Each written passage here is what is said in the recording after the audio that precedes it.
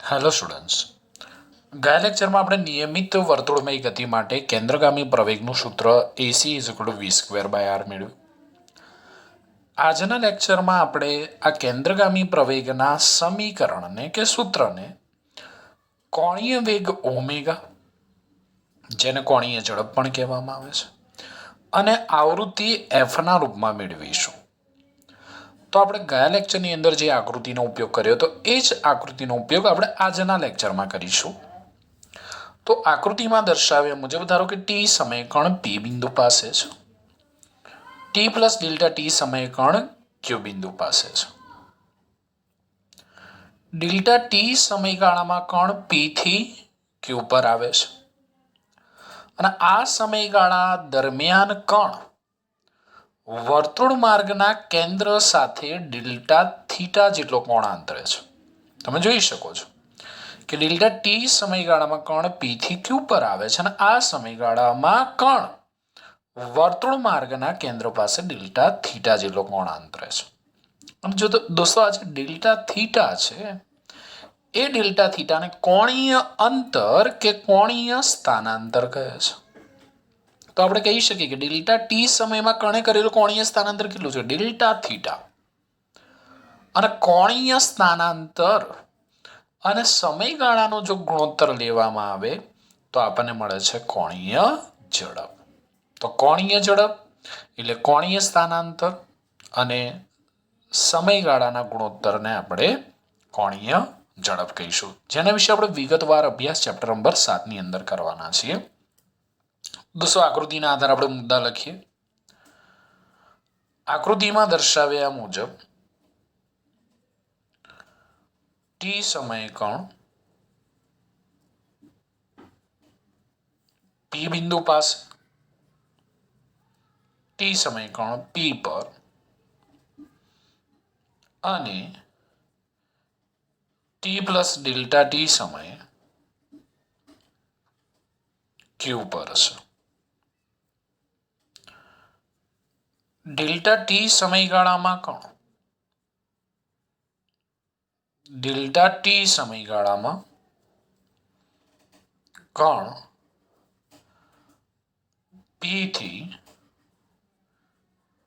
Q પર પહોંચે છે. દોસ્તો આ સમયગાળા દરમિયાન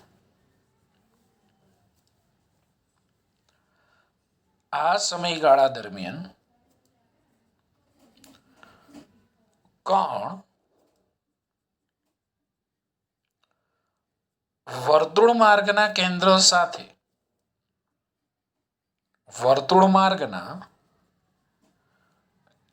સાથે ડેલ્ટા થીટા કોણ આંતરે છે. તો આ ડેલ્ટા થીટાને શું કહેવામાં આવે છે? નવી ભૌતિક રાશિ છે. ડેલ્ટા થીટાને આપણે કોણીય અંતર અથવા કોણીય સ્થાનાંતર કહે છે.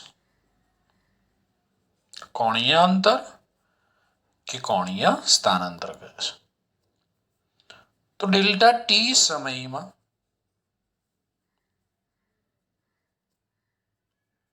કણે કરેલું કોણીય સ્થાનાંતર કેટલું થશે? તો ડેલ્ટા ટી સમયમાં કણે કરેલું કોણીય સ્થાનાંતર ડેલ્ટા થીટા. હવે આપણે વાત કરીએ કોણીય ઝડપની. કોણીય ઝડપ કોને કહીશું? તો કણે કરેલું કોણીય સ્થાનાંતર અને તે માટે લાગતા સમયગાળાના ગુણોત્તરને કોણીય ઝડપ. કોણીય ઝડપ જેને આપણે કયા સંકેત વડે દર્શાવીશું? Omega, not W, omega. તો કણે કરેલ કોણીય સ્થાનાંતર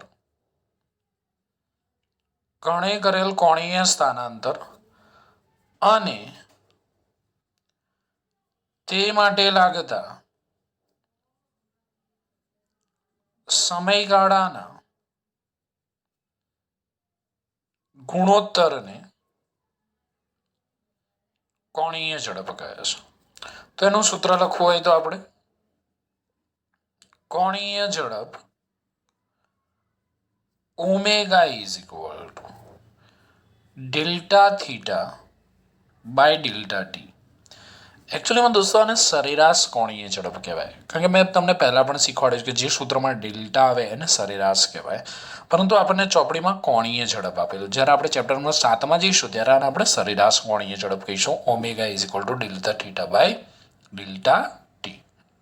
ચલો, ક્લિયર છે અહીંયા સુધી? આગળ જઈએ. હવે ડેલ્ટા ટી સમયમાં કણે કરેલું કોણીય સ્થાનાંતર ડેલ્ટા થીટા છે. હવે ડેલ્ટા ટી સમયમાં કણે કાપેલું રેખીય અંતર કેટલું દોસ્તો? જો આકૃતિ, કોણીય અંતર તો ડેલ્ટા થીટા, પરંતુ ડેલ્ટા ટી સમયમાં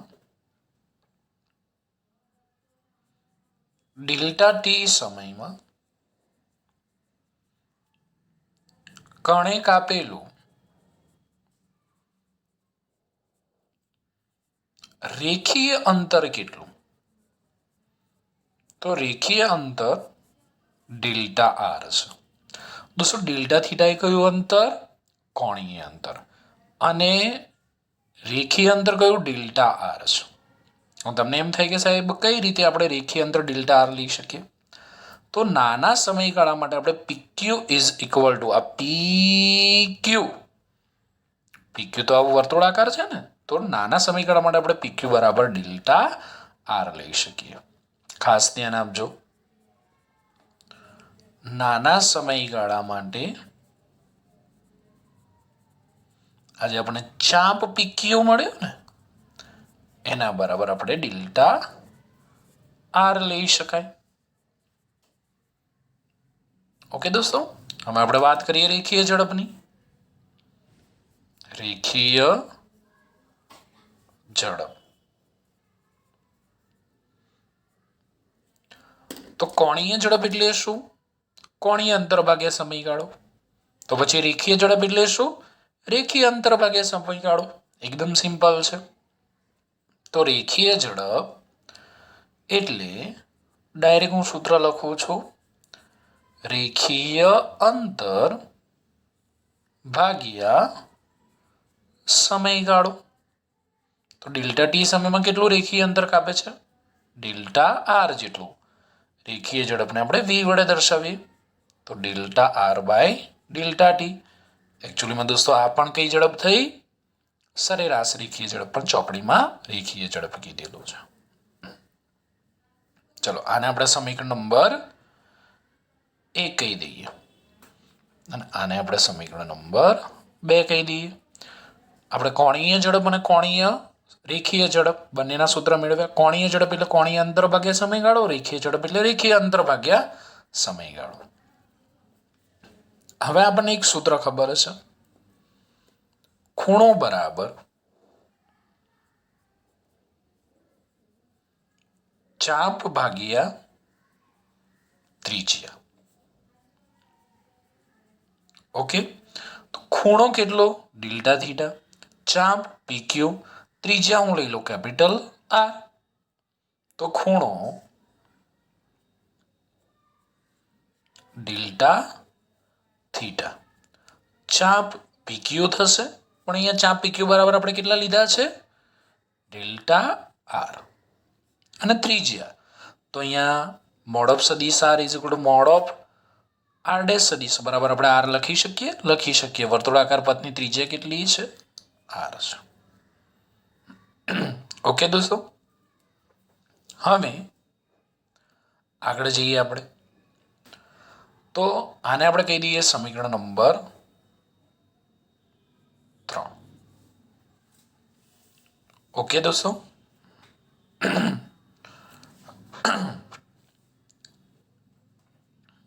હવે હું આની અંદર કરતા બનાવું ડેલ્ટા આર ને. તો delta R is equal to થશે આર ઇન્ટુ ડેલ્ટા થીટા. આને કીધું સમીકરણ નંબર 4.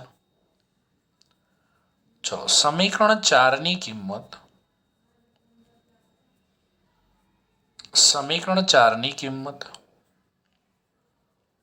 સમીકરણ 2 માં મૂકતા જો તો શું મળશે? તો v બરાબર delta r into delta theta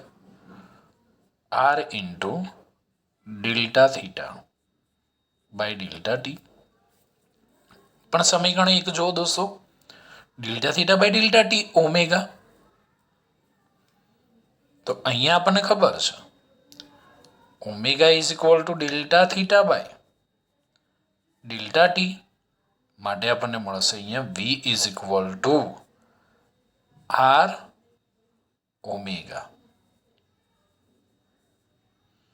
આ સમીકરણ દોસ્તો બહુ જ અગત્યનું સમીકરણ છે, જેને રેખીય ઝડપ અને કોણીય ઝડપ v અને કોણીય ઝડપ ઓમેગા વચ્ચેનો સંબંધ દર્શાવતું સમીકરણ v is equal to omega r. Most IMP સમીકરણ નંબર 5. હવે દોસ્તો આપણે કેન્દ્રગામી પ્રવેગનું સૂત્ર મેળવીએ. તો ગયા લેક્ચરમાં બોલો તો કેન્દ્રગામી પ્રવેગનું સમીકરણ આપણે કયું મેળવ્યું હતું? તો કેન્દ્રગામી પ્રવેગનું સમીકરણ યાદ છે? એસી ઇઝ ઇક્વલ ટુ આપણે મેળવ્યું હતું v square by capital R. આને હું કીધું સમીકરણ નંબર 6. હવે 6 માં આપણે v બરાબર ઓમેગા r મૂકીએ. તો ધ્યાન આપજો કેટલા બધા સમીકરણો આપણે મેળવીએ છીએ. તો સમીકરણ 6 માં v બરાબર ઓમેગા r મૂકતા તો AC is equal to v ની જગ્યાએ ઓમેગા r, તો ઓમેગા r નો હોલ સ્ક્વેર બાય r, તો omega square r square by r. એક r કટ થઈ જશે. તો એસી બરાબર આપણને મળશે ઓમેગા સ્ક્વેર r. આને આપણે કહી દઈએ સમીકરણ number 7. Omega square into r. હવે દોસ્તો હું આમાં r ને કરતા બનાવું. બોલો r બરાબર શું થશે? v is equal to omega r માં r ને કરતા બનાવું. તો સમીકરણ 7 માં r is equal to v by omega મૂકતા ધ્યાન આપજો દોસ્તો. તો AC is equal to omega square ગુણ્યા r ની જગ્યાએ v બાય ઓમેગા. ઓમેગા ગયા તો AC is equal to omega v. દોસ્તો જુઓ કેન્દ્રગામી પ્રવેગના આપણને 2 નવા સૂત્રો મળી ગયા. એક AC is equal to v square by r, તો આપણે ગયા લેક્ચરમાં મેળવ્યું હતું. આ લેક્ચરમાં આપણે v is equal to omega r સૂત્રનો ઉપયોગ કરીને એક આ સૂત્ર મેળવ્યું, એસી is equal to omega square r, અને બીજું સૂત્ર એસી is equal to omega v. ચલો અહીંયા સુધી ક્લિયર? બહુ સિમ્પલ છે. પહેલા આપણે કોનું સૂત્ર મેળવ્યું? કોણીય ઝડપ omega is equal to delta theta by delta T. પછી કોનું સૂત્ર મેળવ્યું? રેખીય ઝડપ રેખીય અંતર ભાગ્યા સમયગાળો, એટલે કે v is equal to delta r by delta T. પછી આપણે ખૂણો ઇઝ ઇક્વલ ટુ ચાપ બાય ત્રિજ્યા પરથી ડેલ્ટા r બરાબર r ડેલ્ટા થીટા મેળવ્યું, જેની કિંમત આપણે સમીકરણ 2 માં મૂકીને આપણને રેખીય ઝડપ અને કોણીય ઝડપ વચ્ચેનો સંબંધ દર્શાવતું સૂત્ર મળ્યું. સ્ક્રીનશોટ લઈ લો, પછી આપણે આગળ જઈએ.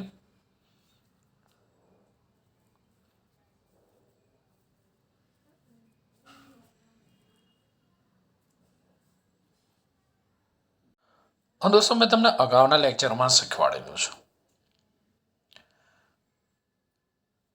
છે કે કોઈ કણ વર્તુળાકાર માર્ગે ગતિ કરતો હોય તો એક પરિભ્રમણ દરમિયાન એને કાપેલું રેખીય અંતર કેટલું હોય અને કોણીય સ્થાનાંતર કેટલું હોય. તો તો કણ એક પરિભ્રમણ પૂરું કરે તો વર્તુળાકાર પથની ત્રિજ્યા r હોય તો રેખીય અંતર થાય 2πr અને કોણીય સ્થાનાંતર અથવા કોણીય અંતર થાય 2π. મેં આ તમને પહેલા શીખવાડેલું છે. અને આ માટે લાગતો સમયગાળો એક પરિભ્રમણ પૂરું કરવા માટે લાગતા સમયગાળાને આપણે કહીએ છીએ આવર્તકાળ. તો હું કહી શકું કે આવર્તકાળ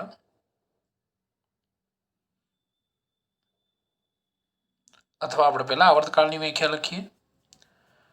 કણને એક પરિભ્રમણ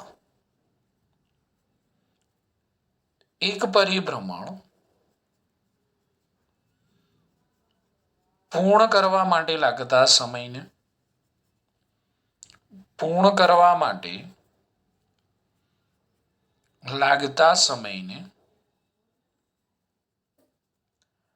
આવર્તકાળ કહે છે.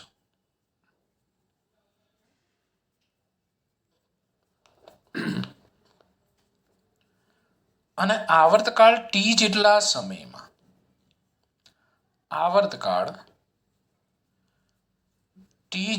સમયમાં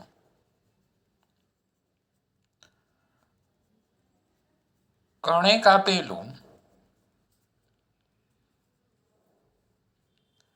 રેખીય અંતર 2πr જેટલું હોય છે. આથી આપણે કહી શકીએ રેખીય ઝડપ v બરાબર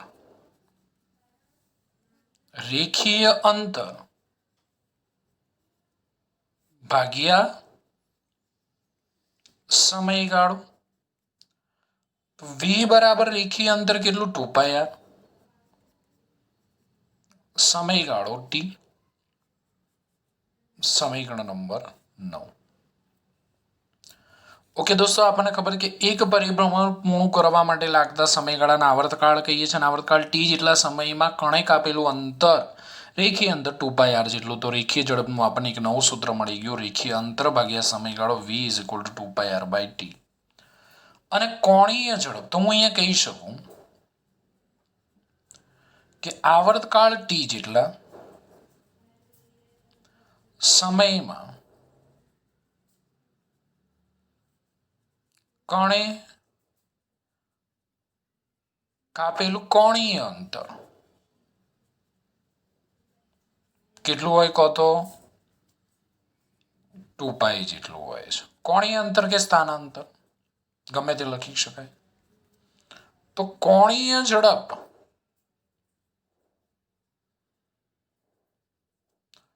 ઓમેગા કોણીય અંતર ભાગ્યા